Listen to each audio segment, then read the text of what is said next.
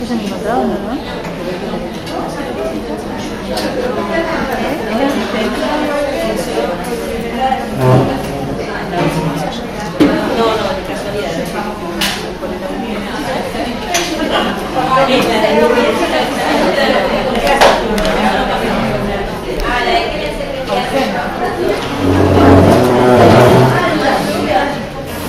Listo, gracias.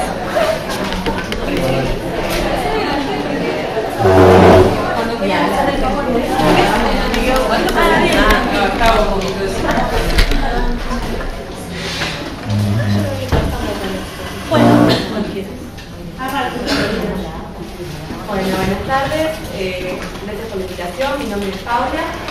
Les voy a dar, vamos a charlar un poquito de algunas cuestiones normativas en materia de género a nivel internacional y del sistema interamericano de protección de los derechos humanos. Y después mis compañeras van a hablar más cuestiones prácticas desde su experiencia que han tenido. Así es. Bueno.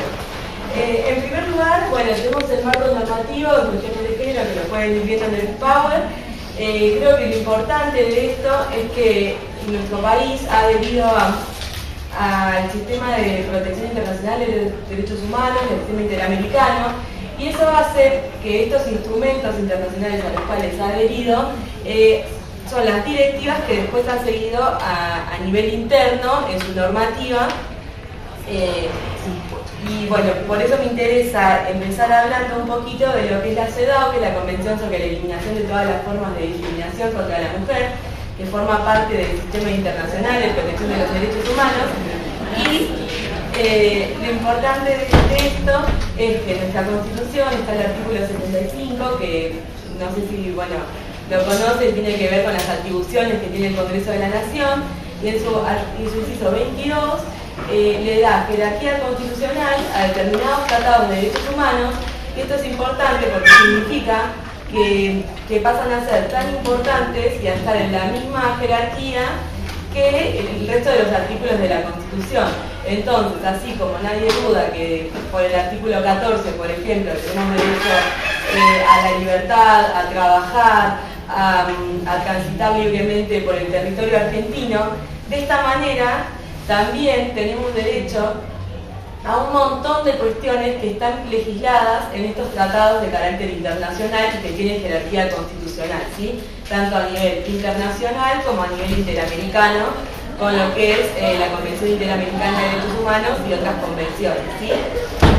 Por eso me resulta interesante empezar hablando de la CEDAW, que se le dice así por sus siglas en inglés, pero es la Convención para la Eliminación de todas las formas de discriminación contra la mujer.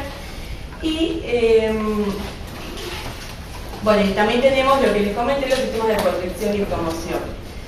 Esta convención fue aprobada en Argentina en el año 1985 y en el Power van a poder ver que define lo que considera la discriminación contra la mujer. Y es interesante en este caso que no nos tenemos que ceñir solamente a lo que dice la Convención, sino que también hay organismos encargados de interpretarla, como es el Comité contra la Eliminación de toda forma de discriminación contra la mujer, y que de alguna manera determina los alcances de los artículos de esta Convención, ¿sí? Por ejemplo, esta Convención va a hacer referencia siempre a cuestiones de discriminación contra la mujer, pero hay una recomendación, que es el número 19 de este comité, que dice que la violencia contra la mujer es una forma de discriminación en razón del género. Es decir, si bien la Convención no lo dice en su letra literalmente, sí es una interpretación que le da a este comité, y las interpretaciones de los comités, de los organismos internacionales, son muy importantes porque dotan de contenido de alguna manera y van actualizando y ampliando los márgenes de las convenciones, ¿sí? De alguna manera. Bueno, esta convención trata sobre distintos aspectos, entre ellos la igualdad formal y real, del principio de igualdad, de la protección efectiva de los derechos de la mujer, a través del acceso a la justicia, porque de nada sirve que haya un montón de derechos si no los podemos hacer valer. Otra cuestión es que toma medidas para eliminar la discriminación de la mujer en todos los ámbitos, sean públicos o sean privados, porque es muy común decir, bueno, este es un ámbito privado y por lo tanto se hace lo que yo quiero porque es privado. Y no es así. En este caso, para poner un ejemplo que también está relacionado con lo que es la discriminación positiva, las medidas de acción positiva, hace muchos años, creo que fue en el 92 o 94, la Cámara Nacional de Casación Civil, por ejemplo, falló en un caso de Fredo. La heladería solo contrataba personal masculino, excluía a las mujeres, alegando que los trabajos que se tenían que realizar eran propios de un hombre porque, por ejemplo, había que levantar tarros con kilos de helado y consideraban que eso era una cuestión de hombres. ¿Y qué dijo la Cámara Nacional en ese momento? Civil. Lo que dijo fue que esa no es una razón válida, que no es un criterio objetivo, que constituye una discriminación contra la mujer, y en ese caso fue interesante porque planteó lo que se llama una medida de acción positiva, y es lo que también dice la Convención. Es decir, cuando hay una desigualdad estructural, una discriminación estructural en la sociedad, hasta tanto se equiparen en la realidad los derechos de esas personas, se pueden tomar medidas que se llaman de acción positiva para atender justamente a esa igualdad de facto, esa igualdad en el plano de lo material, de lo real, ¿sí? Entonces, lo que hizo la Cámara fue ordenarle a Fredo que contrate personal femenino exclusivamente hasta tanto equiparara la desigualdad que había en ese momento.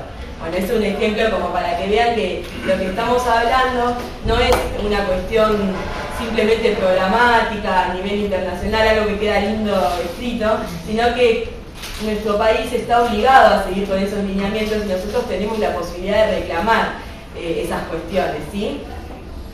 Bueno, después la Convención también hace referencia a la maternidad como función social, al reconocimiento de la responsabilidad común en la crianza del padre y de la madre, o de los padres y las madres, y bueno, y el compromiso de los estados de tomar toda medida para suprimir la trata y la explotación de la prostitución de las mujeres, ¿sí? Como les comentaba, los organismos internacionales interpretan de alguna manera la letra de la Convención y la Recomendación General 33 del Comité del Comité para la Eliminación de la Discriminación contra la Mujer, que es una recomendación general sobre el acceso de las mujeres a la justicia, da algunos parámetros de lo que debería cumplir un Estado para que realmente se considere que la mujer puede estar teniendo un acceso correcto a la justicia, ¿sí? Habla de justiciabilidad, que tiene que ver, bueno, con este acceso de la mujer y con que existan los tribunales y que existan los recursos asignados a esos tribunales. La disponibilidad tiene que ver también con el hecho de que no se concentren, como suele ocurrir, los tribunales en los lugares donde se puede acceder a la justicia solo en el centro, sino que llega a las zonas rurales, a las zonas periféricas. La buena calidad de justicia tiene que ver con que se sigan justamente con las reglas de competencia internacional, que sea básicamente eficiente la prestación de justicia, y la rendición de cuentas de los sistemas de justicia tiene que ver con controlar todos los requisitos anteriores, ¿sí? El suministro de recursos a las víctimas, por otro lado, es otra de las cuestiones que plantea este comité y tiene que ver con la posibilidad de que puedan acceder económicamente y también de la reparación por los perjuicios que han sufrido por las violaciones a sus derechos humanos, ¿sí?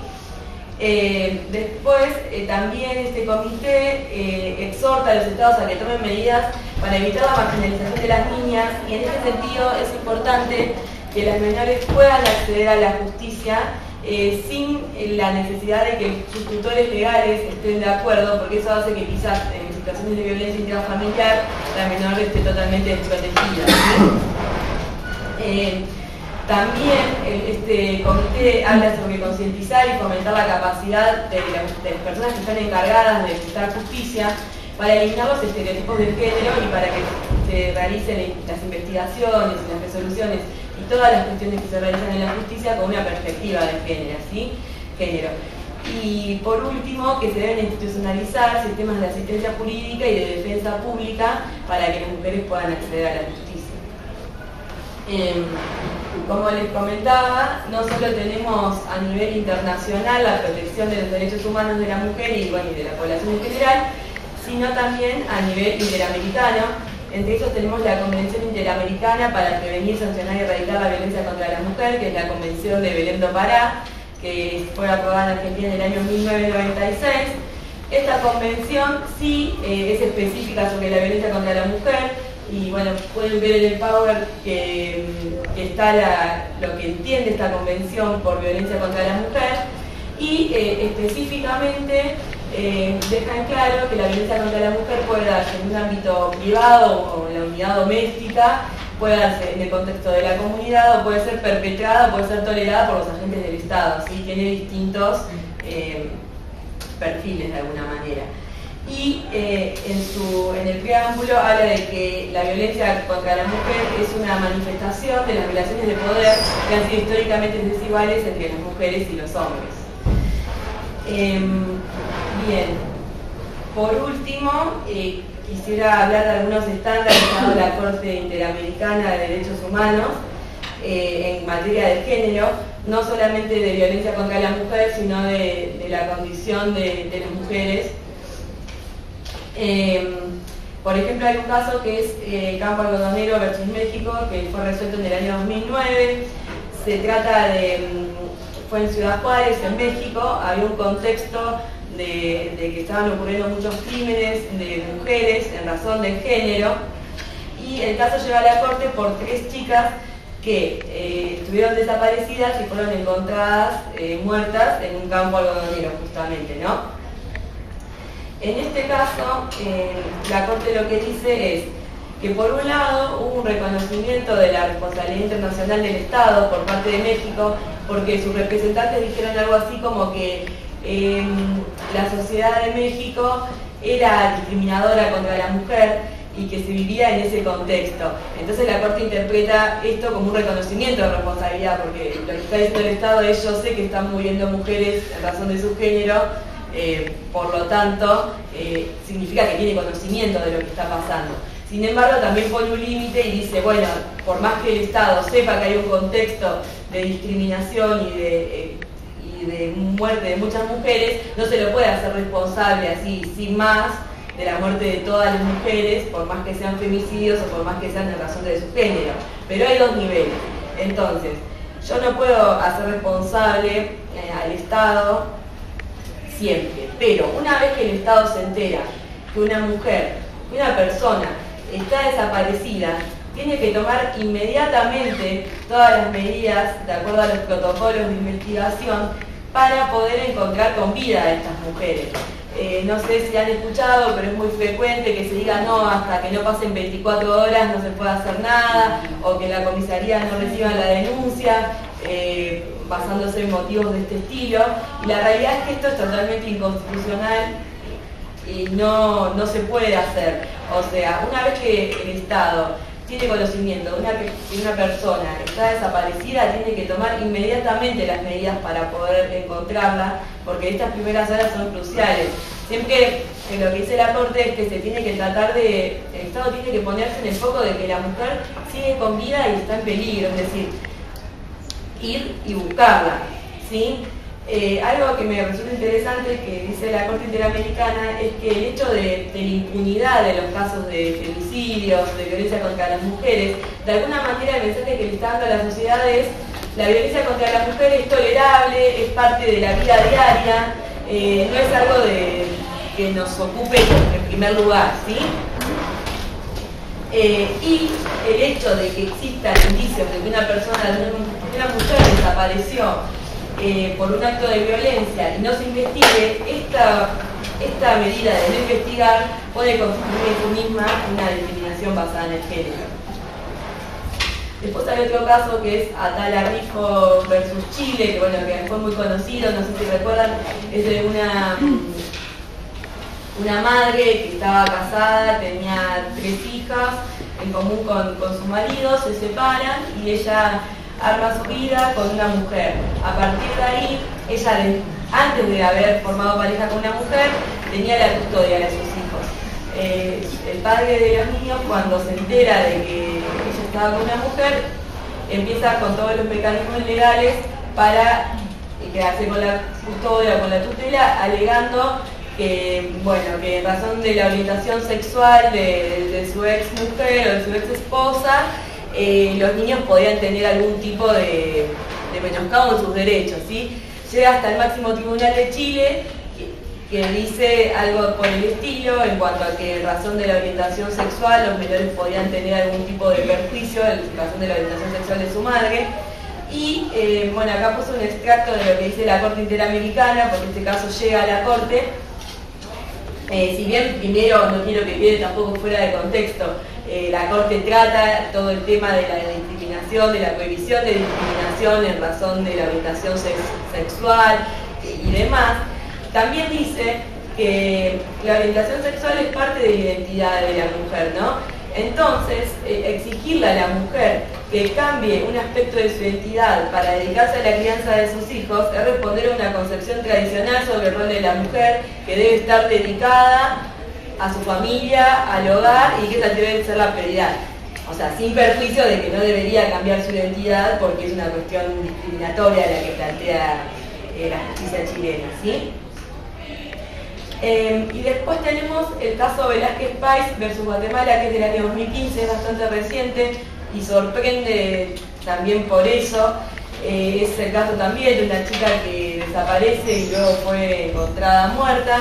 Y en este caso, las autoridades encargadas de la investigación le habían comentado a los padres de la chica que en un primer momento no se habían preocupado demasiado en buscarla porque la chica vestía aritos, usaba polleras cortas y no, básicamente cuestiones en razón de su vestimenta o de su modo de vida y que por esa razón no se habían preocupado demasiado, como que pensaban que estaba en lo de un novio, la típica que podemos escuchar en los noticieros muchas veces. Sin embargo, que luego habían notado que no sé por qué circunstancia que parecía una chica seria y se habían preocupado en buscarla.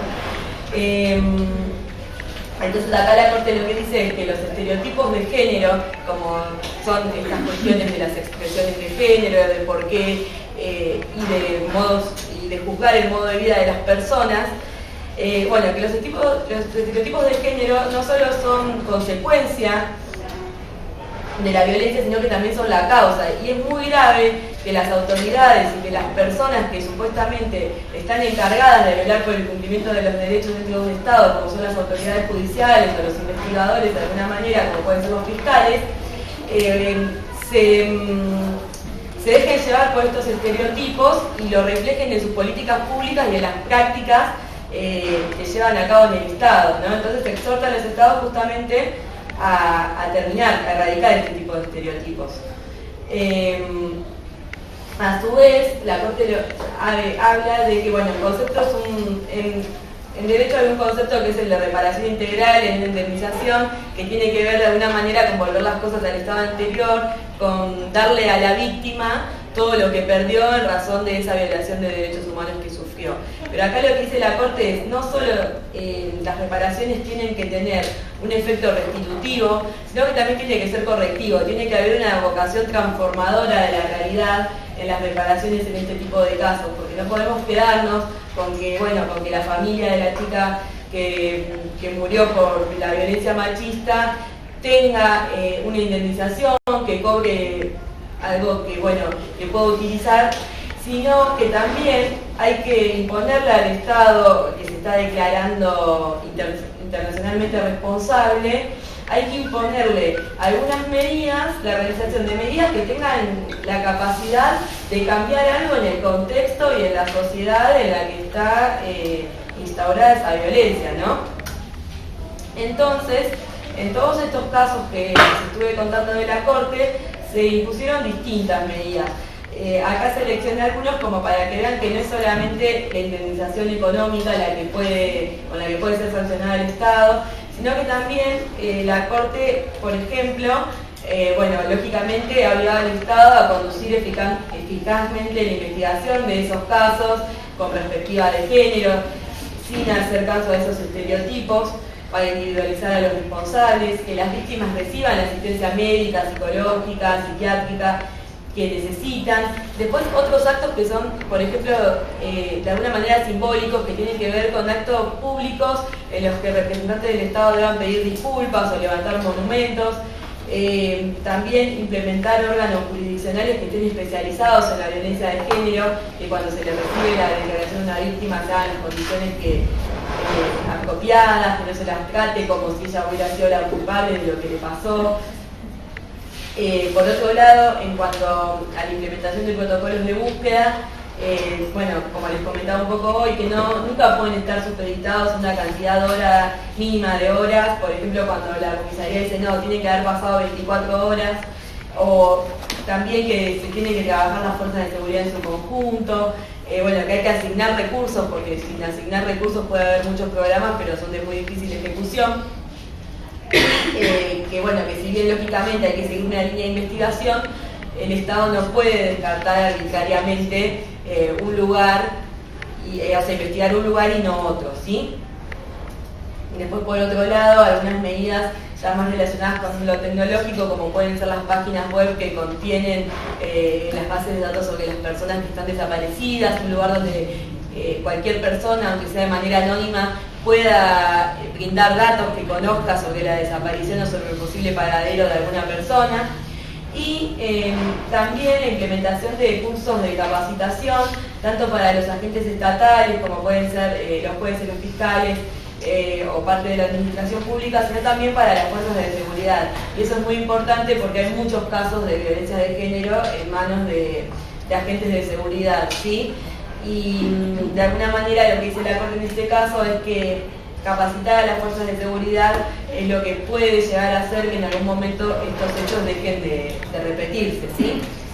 Y por último, que así como se hacen los programas de capacitación para las fuerzas de seguridad y para los agentes estatales, también se realice para la población en general, porque entre todos socialmente construimos los estereotipos que después tienen estas causas y estas consecuencias tan nocivas para la vida de las mujeres, ¿sí? Y ocasionan la violación de muchos de los derechos humanos.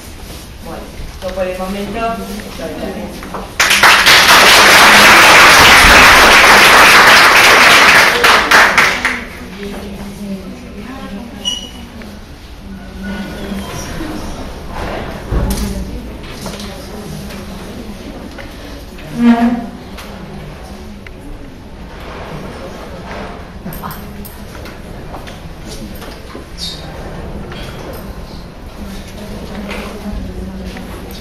No reconoce. No se acuerda.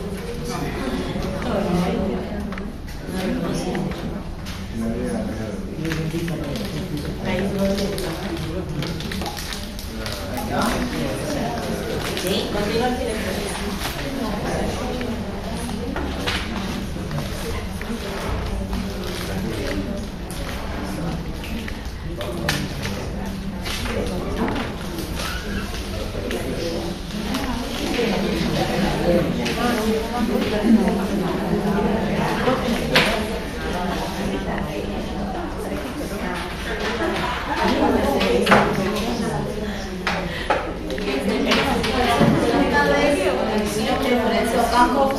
Yo soy abogada y lo que les voy a contar es mi experiencia personal y la relación y vínculo que tengo con muchas chicas trans que viven acá en nuestra ciudad, que trabajan haciendo la prostitución en Bajas de Plata.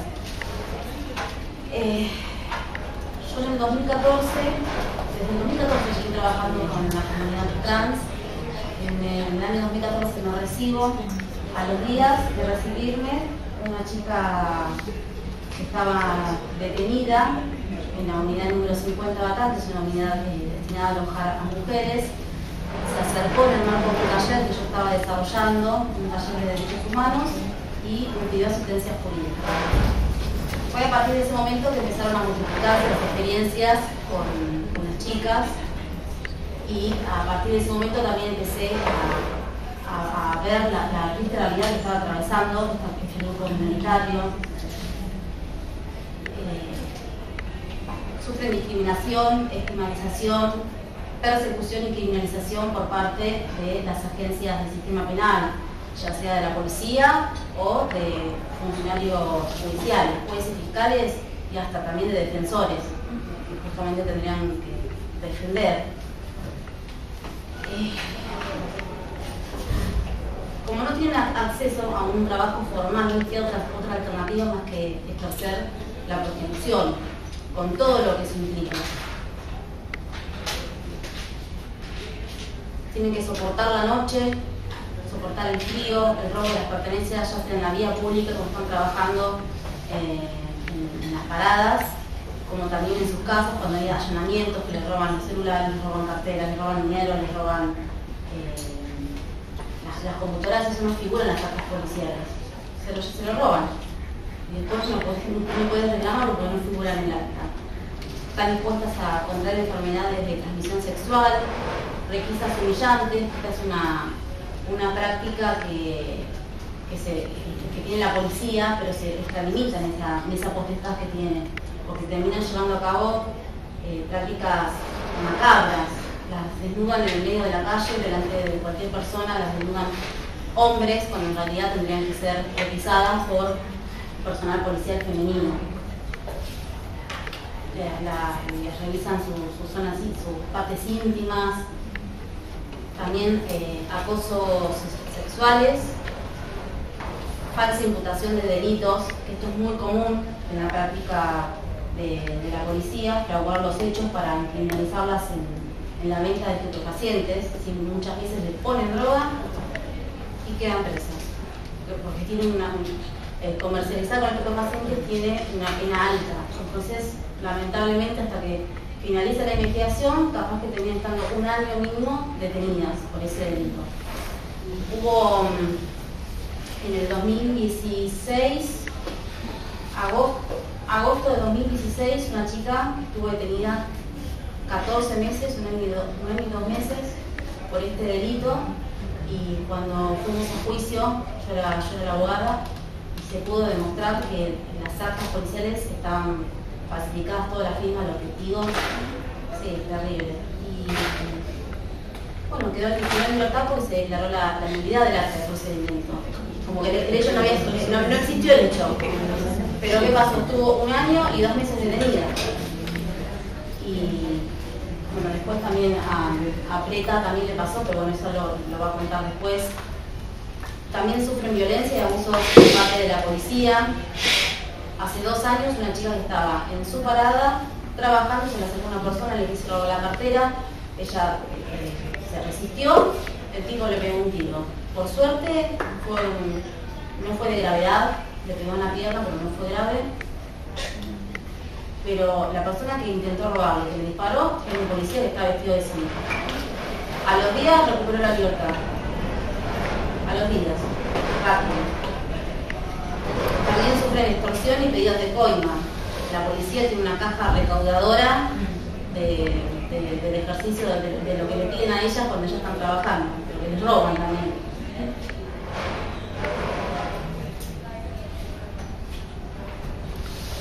No quiero olvidar de nada, pero había muchos casos.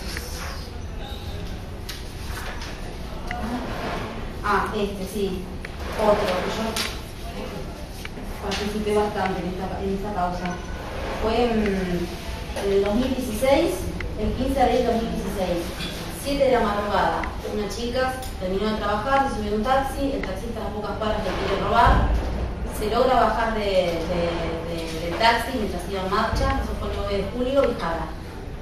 A pocos metros había un patrullero, ella les hace señas, se acerca para pedirles ayuda.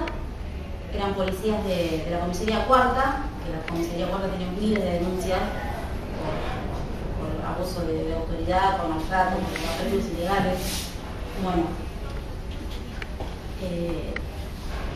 la empiezan a golpear, la mujer le pegaba le pegaba trompadas, el funcionario policial masculino la agarraba de la cabeza, la suben al patrullero, empiezan a dar vueltas, ella logra llamarme, ya esto era son las 9 de la mañana, me llama, yo escuchaba todos los gritos que le decían: hija de puta, callate, te vamos a matar. Yo no entendía nada.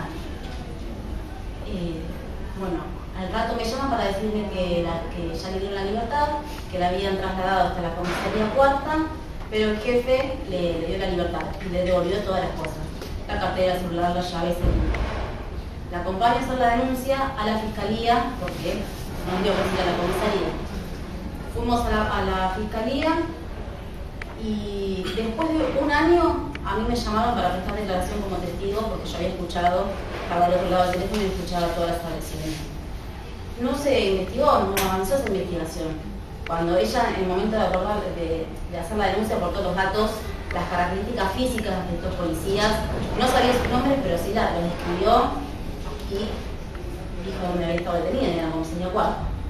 Pasó un año y a mí me llamaron para declarar. Me había olvidado algunos detalles de lo que ella me había contado. Pero bueno, yo después le dije a ella si quería insistir con esta investigación, pero bueno, como no la volvieron a molestar, prefirió que no impulse la investigación.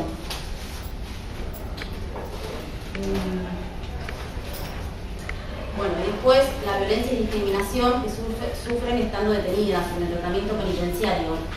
Si bien acá está la unidad 50 que es de mujeres y la 44 que es de hombres, en la unidad 44 de hombres hay ahora un pabellón destinado a alojar a las chicas, pero no deja de ser un penal de hombres, en donde todo el personal que trabaja ahí, en su mayoría son hombres. Las requisas siguen siendo humillantes porque las requisan hombres. Durante mucho tiempo no se le permitía ingresar ropa, en el 2014 y 2015 no se le permitía ingresar ropa femenina porque era un penal de hombres. Se presentó una denuncia acá a una jueza de Mar del Plata, bueno, y habilitó la posibilidad de que puedan ingresar ropa femenina porque estaban vestidas de hombre. También tampoco les permiten ingresar el ingreso de hormonas, como la ley de identidad de género que permite el ingreso de hormonas, hacer el tratamiento hormonal. No les permiten eso. Y muchas veces ellas reclaman atención médica. Sí, a veces las ve un médico y a veces no. Y si las ve un médico, las revisa por arriba, a ver, tenés fiebre, no estás bien, estás afebril, no tenés nada, no te da ni medicación, con suerte te puede llegar a dar un ibuprofeno. Y durante el 2015 y 2016 hubo 2 muertes que eran evitables porque habían sido anunciadas. Voy a contar un caso, pero en realidad los dos son iguales, idénticos, porque pasó lo mismo. Les cuento en el 2015, una chica ecuatoriana estaba detenida en la unidad 44. Su abogado, no era yo un abogado particular, le avisa al juez, le informa que estaba mal de salud, que tenía HIV hace muchos años y que tenía toxoplasmosis y que no se podía ni levantar de la cama. El juez le dice al servicio penitenciario, le ordena que le den atención médica y le pide un informe de cuál es el estado de salud. El médico del penal la revisó y dijo, está buen estado de salud, afebril, lúcida, ubicada en tiempo y espacio. El abogado insiste con que seguía mal de salud, que ya no se podía levantar de la cama. El Comité contra la Tortura presenta una denuncia informándole de esta situación al juez. El juez lo que dice en su resolución dijo, ella hace 9 años que tenía HIV, mientras estaba en libertad no estaba haciendo el tratamiento y los controles periódicos como corresponde. Y ahora que está detenida, quiere que le demos medicación. Están las resoluciones. Y bueno, a los 2 o 3 días ya la chica no se podía ni levantar de la cama. Los agentes penitenciarios la llevaron a la guardia del hospital. El juez se enteró que estaba internada, la fue a ver y ahí se encontró con la realidad, que esa chica se estaba muriendo. Le da la libertad ese mismo día. Libertad que nunca pudo gozar porque falleció a las horas. Dice que le dio la libertad mientras ella estaba agonizando, tal cual. Mientras estaba agonizando. Y en el 2016 pasó lo mismo, pero era otro juez. Y no se inició ninguna investigación para conocer a ver quién eran los responsables, que claramente ese médico que le dijo al juez, le manda un informe diciendo que estaba en buen estado de salud, cuando la chica ya estaba agonizando. el juez también es responsable del servicio penitenciario.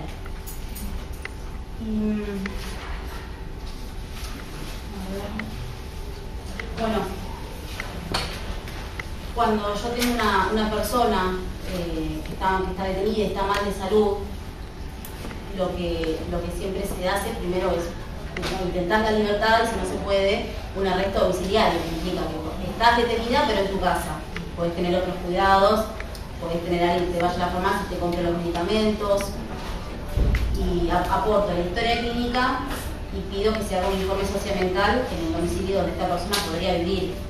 Por eso es muy importante el trabajo, los informes de las licenciadas en servicio social. Es muy importante porque yo lo uso mucho el día que tengo la audiencia, y si ese informe me da favorable, trato de pelearla con que el informe da bien y con que tiene una historia clínica que da cuenta del estado de salud de esta persona. Pero bueno, de eso después se va a encargar la licenciada Sosa.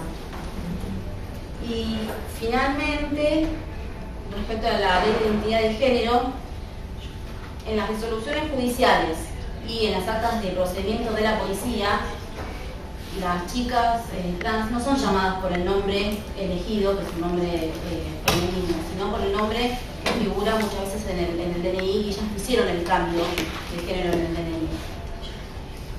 Sí, bueno, y el año pasado yo venía hablando, discutía bastante un juez de por qué sus resoluciones siempre ponía el diputado, el señor Pérez Alberto, y le dije, y me dijo, no me insistas más porque para mí son hombres vestidos de mujer que usan peluca.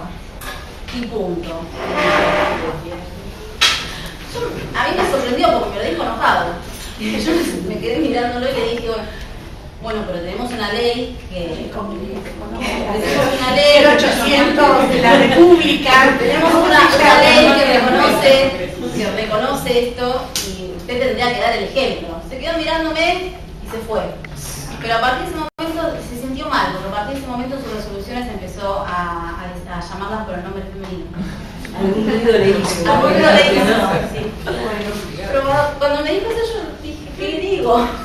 Porque aparte de ser un juego, uno se supone que, bueno, tiene que estar tranquila, no hablarle mal, pero a mí me sorprendió. Me lo dijo enojada, además. Pero bueno, le contesté, y a partir de ese momento en todas las resoluciones, por lo menos en las mías, sí,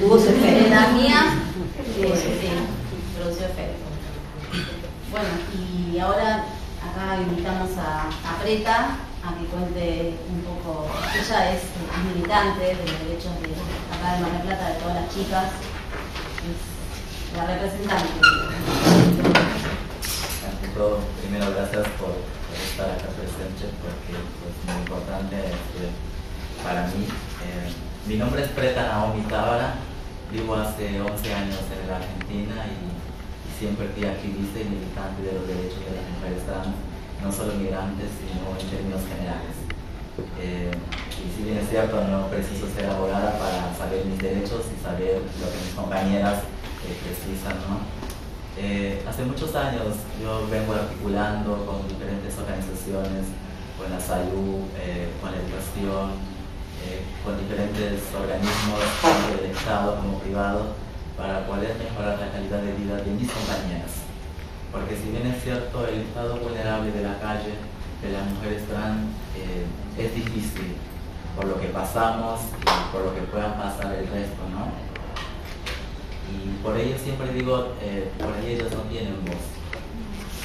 Quizás me tienen a mí, la cual, como dice la doctora, al ser referente y expresiva, hemos podido lograr algunas cosas, como también todos los logros, sentimos que con esto, en este tiempo se va retrocediendo.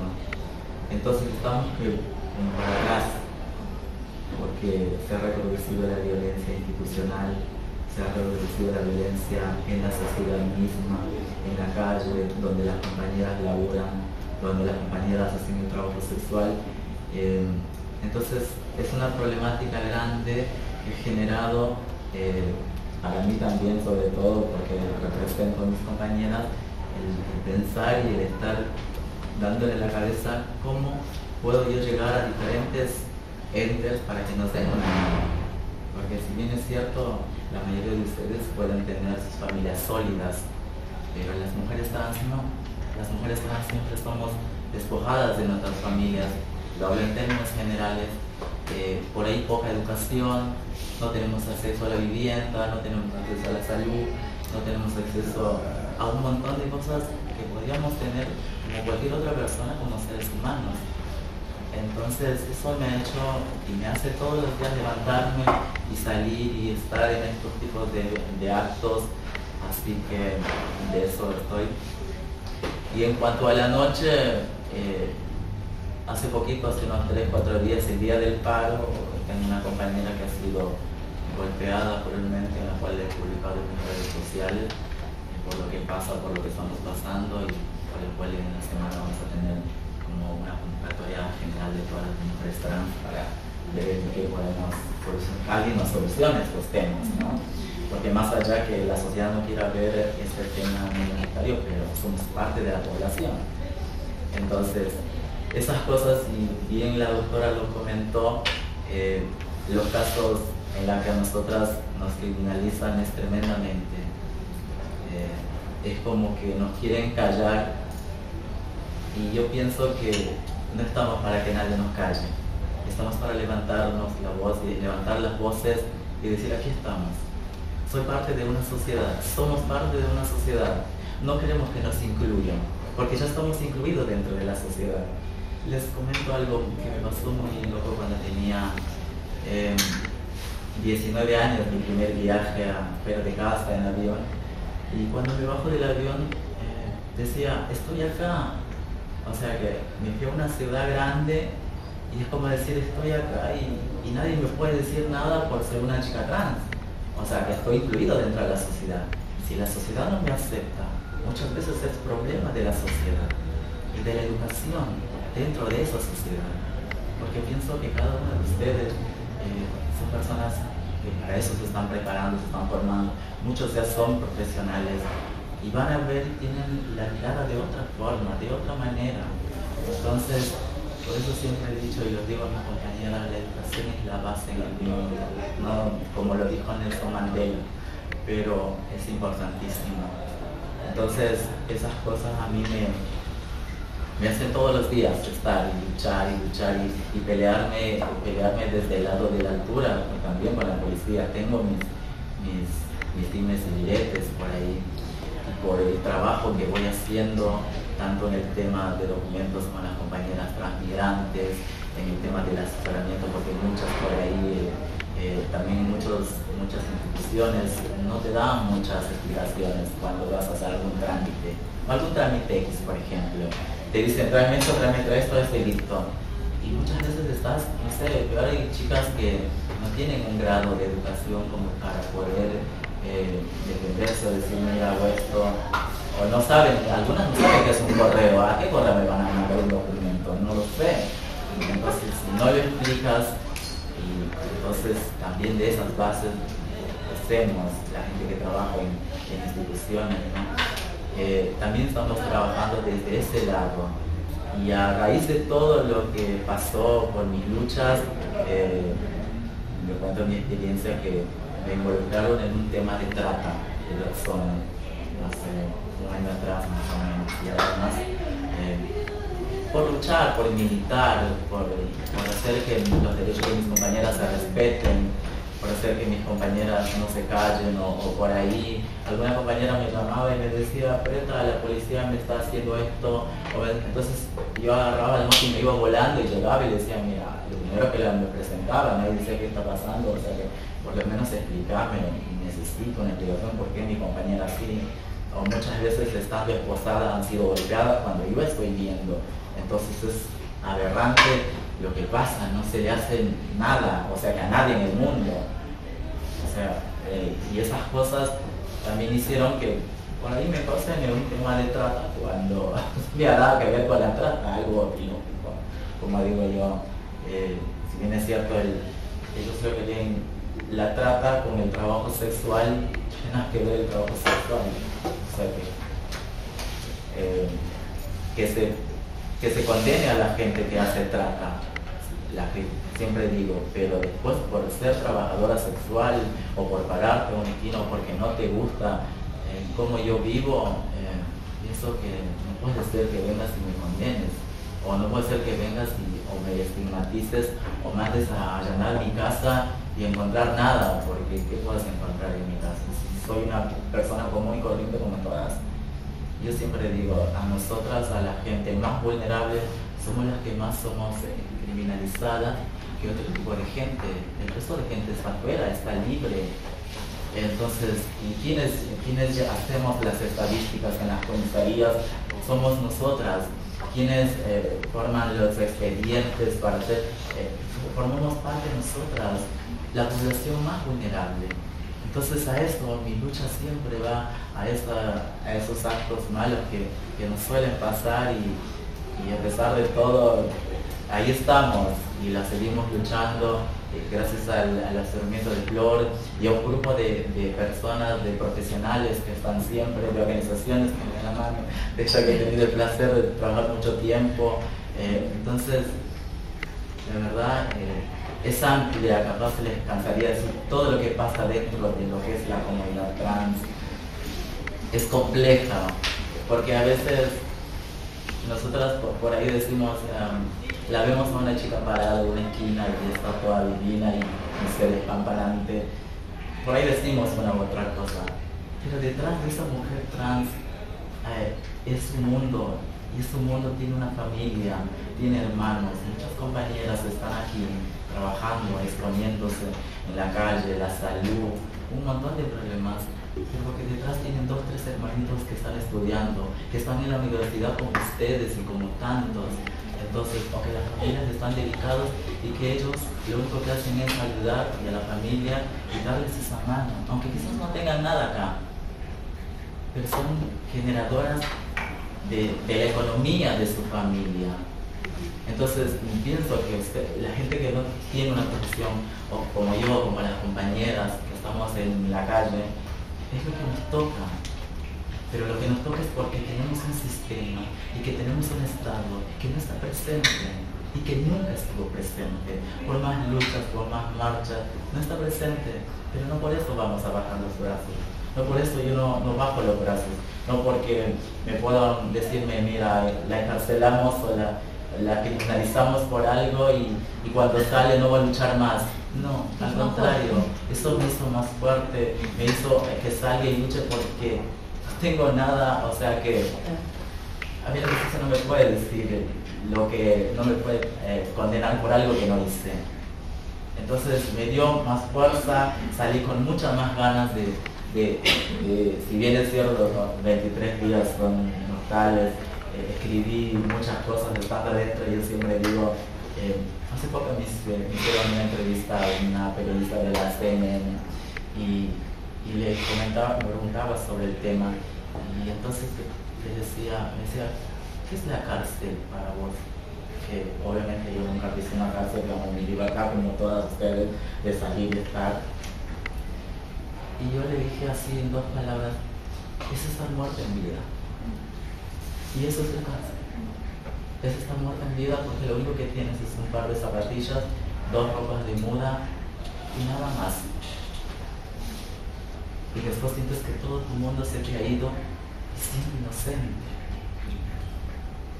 Y a pesar de todo, cuando me pasaban las cosas, yo decía, todo pasa por algo. Esto me pasó por luchar por cientos y cientos y miles de mujeres transexuales, extranjeras, argentinas y por todas. He luchado siempre, y desde la salud.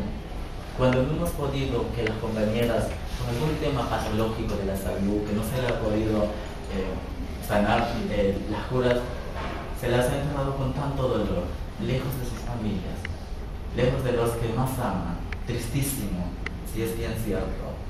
Pero la vida, la realidad, la vivimos, la gestamos en ese círculo.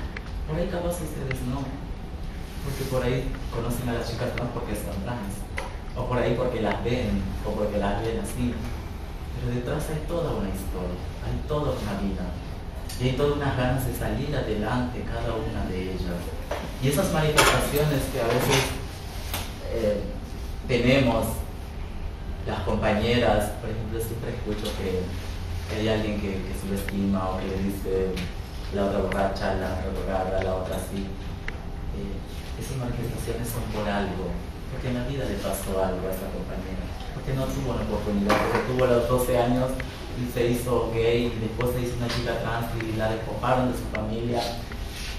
Y el alcohol y muchas veces la droga hace para que su pequeño mundo es como se olvide en un segundo y se olvide de la problemática que puede pasar, o de lo que la familia no la quiere, o de lo que la familia no la acepta, o de que por ahí no tuvo las oportunidades de estudiar, de prepararse más, o de ser alguien más por la vida. Es como que se quedó ahí.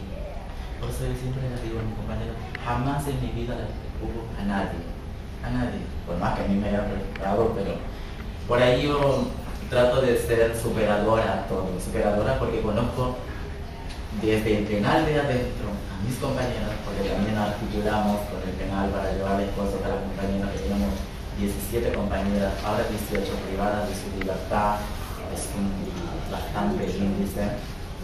Tenemos 2 compañeras en el hospital, entonces quienes vamos somos nosotras, las compañeras. Acá no hay ningún juez, no hay ningún fiscal, no hay nadie, los que nos condenan no van que ganan 100.000, 200.000 pesos, sino van y te dicen, mira, señorita Trioso, esto llévale a la compañera para que coma, esto llévale a la compañera para que se vista. Ellos solo condenan, criminalizan y listo. Y cuando esa plata, ese dinero es parte de mí como Estado vulnerable, porque yo voy y compro, parte de eso va a un IGB del Estado y de eso gana ese funcionario. Entonces también es parte de ello. Pero esto no sé si lo pensaron. En algún momento tuve un debate así con jueces y fiscales en Agún, donde los explayé lo que estoy diciendo y no me dijeron nada. No me dijeron nada. ¿Qué vas a decir? Yo esperaba que alguien me diga eso. Yo esperaba que alguien me diga así como condenamos, también mañana vamos a ir al penal llevándole, aunque sea un mate, una hierba, algo. Pero no hacemos esas sobrevivientes de un Estado. Y seguimos viviendo y salen y las compañeras es como mañana tienen que estar de nuevo amparadas.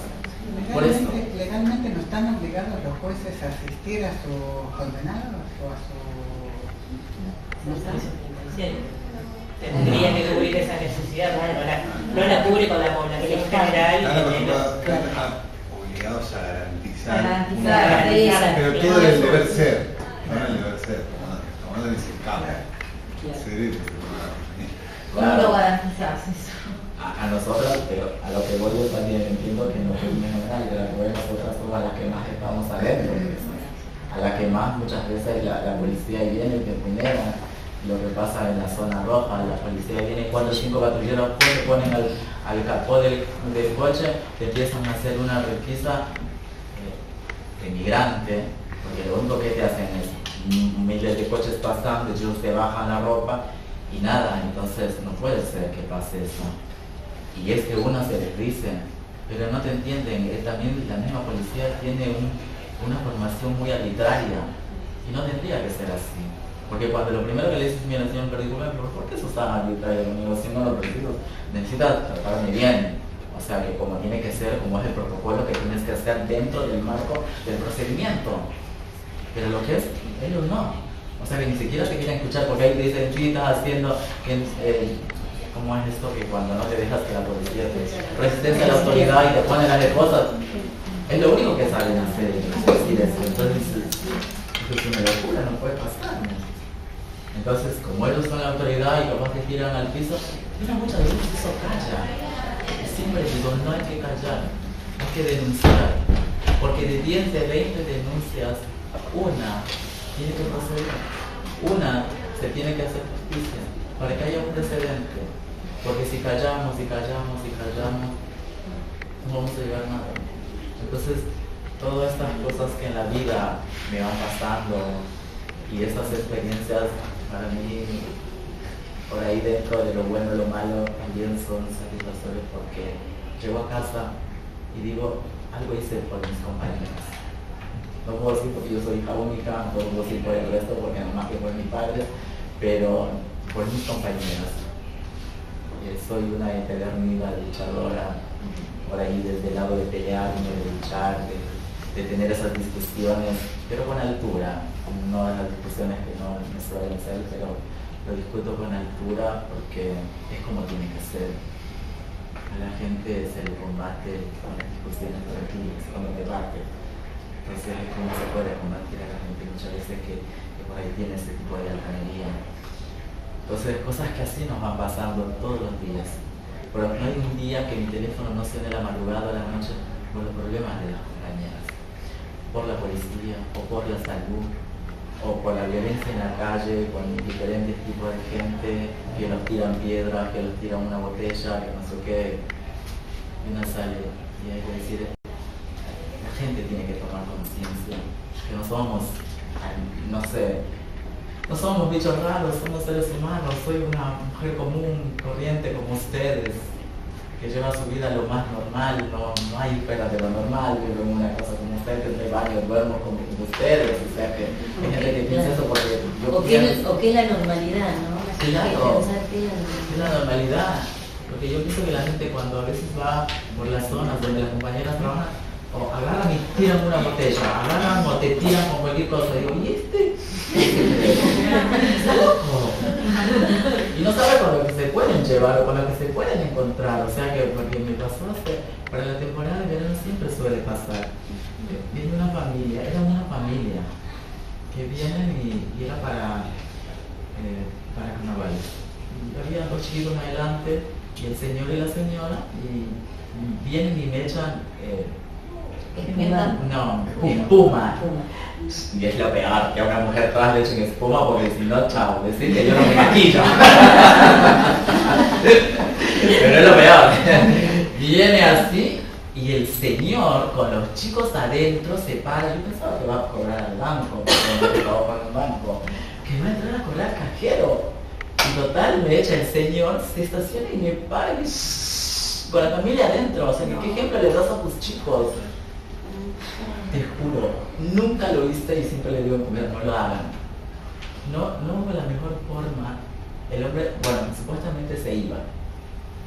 Yo tengo así acostadito, tengo la moto ahí nomás al costado mío, agarré y antes que llegue a la esquina lo sigo y le agarro una piedra y le rompo los vidrios de atrás y se para el hombre y se asusta y me dice, te voy a llamar a la policía, te voy a decir, llamalo ahora, que venga la policía, le digo así. Y tengo 12 cámaras dándome la vuelta, que vos me faltas ese respeto contra tu familia. Mira lo que te llevas, el vidrio roto y ahora me amenazas y todo. No es que te tenga miedo, tengo miedo. Los miedos no están, le digo, porque los miedos son parte de lo que tú vives. Si no tienes miedo, no. ¿Sí? Entonces el tipo se bajó y se va con los vidrios rotos y a la cuadra se choca con una moto. Todo por malvado. La maldición que le echaste. Lo había bendecido, me tocó una moto. No lo hace más, no lo hace más, pero no solo por eso, sino también porque ir a exponerle con la familia es una locura. La gente, los tipos, ustedes que tienen familia, que tienen chicos, me imagino que deben hablar y todo este tema del género, de las chicas trans, de las mujeres transexuales, como lo vamos a llamar dentro del marco de lo que es la comunidad LGTB, me imagino que lo deben decir, ¿no? Porque viste que también hay padres que son tremendos, terribles, pero yo siempre digo que también es parte de la educación. De todo eso. Si alguien me quiere preguntar algo, estoy dispuesta a contestar.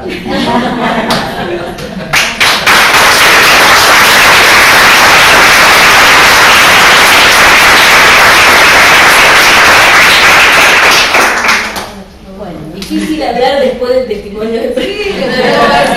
¿Te ha hablado ella directamente? Ya está. No, bueno, por ahí hemos trabajado juntas con Greta, que es verdad. En otras épocas. Cuando éramos más jóvenes. Cuando éramos más jóvenes. Alguna vez fuimos jóvenes, no sé, sí, alguna vez lo fuimos. Bueno, les voy a contar brevemente mi experiencia como trabajadora social en dos ámbitos. Uno en el campo de la salud pública, en el primer consultorio amigable de diversidad que hubo en Mar del Plata, y creo que que el único que ya no existe más. Es más amigable, más No es más amigable. Pasaron cosas, ¿cierto? Tengo compañeras que pueden dar testimonio que pasaron cosas. Y el otro es en el ámbito de la justicia, donde ahora estoy en la asesoría pericial, lo que comentaba Flor también, con las pericias sociales. Así que bueno, voy a contarles un poquito mi experiencia. El consultorio amigable, que no sé si alguno de ustedes lo conoció, si supo lo que era el consultorio amigable de la diversidad, fuimos el cuarto en el país, o sea que de 8 o 9 que hubo, fuimos cuartos, o sea que fue algo muy importante en su momento, antes de la ley de identidad de género. O sea que fuimos unos adelantados, que nos quedamos después ahí, ¿no? Hay que preguntarse el por qué nos quedamos ahí. Primero, si no mal no recuerdo, Preta, vos vas a hacer recordar seguro, fue San Juan, La Matanza, Rosario y nosotros, ¿no? Mar del Plata. Consultorio amigable se crea como un proyecto de la Dirección Nacional de SIDA, o sea, ya arrancamos relacionando a la diversidad con algo patológico, ¿sí? Con una enfermedad, que es el VIH-Sida. Y en realidad, ¿por qué? Porque el proyecto era sobre VIH-Sida e ITS, infecciones de transmisión sexual. ¿Sí?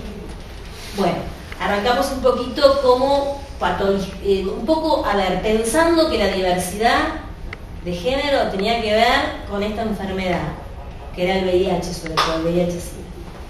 Pero bueno, lo tomamos, bueno, acá también está Teresa, que trabajamos juntas en esa época.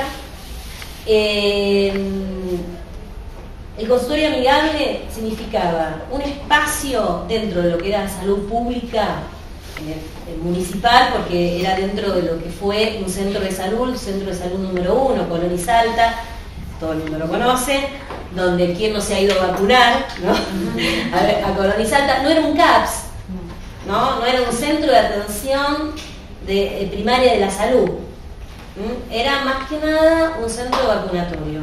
Ahí nace y ahí comienza a implementarse un consultorio amigable, que sinceramente de amigable no tenía demasiado, con buenas intenciones, esto hay que decirlo, ¿sí? La ley aún no estaba implementada, no estaba, ¿cómo se dice? Sancionada, esa es la palabra. No estaba sancionada.